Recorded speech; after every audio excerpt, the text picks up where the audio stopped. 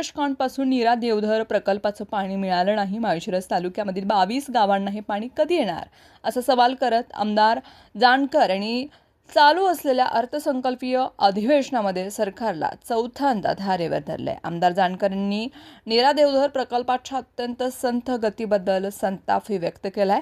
धरण बांधून 30 वर्ष झाली तरी 22 गावं ही पाण्यासाठी तडफडत आहेत। जनावरांचे हाल होत आहेत आणि तरुण पिढी गाव सोडून शहराकडे जात आहे असं भावनिक उद्गार त्यांनी काढला। तसंच कामाच्या पारदर्शकतेवरती संशय व्यक्त करताना त्यांनी आरोप केला की 200 कोटींची बिलं काढली गेली, मग जमिनीवरती 10 ते 12 कोटींचंही काम दिसत नाही। जर सरकारकडे पैसे नसतील तर हा प्रकल्प बीओटी तत्वावरती खासगी सहभागामधून पूर्ण करण्याची मागणीही त्यांनी यावेळी लावून धरली। मंत्री राधाकृष्ण विखे पाटील यांनी सांगितलं की या प्रकल्पाचा आराखडा आधुनिक करण्यात आलाय। धरणापासून 65 किलोमीटर पर्यंतचा कालवा हा ओपन खुल्या स्वरूपाचा आहे, मात्र पुढील 65 ते 158 किलोमीटर पर्यंतचं काम आता बंदिस्त नलिकेद्वारे केलं जात आहे।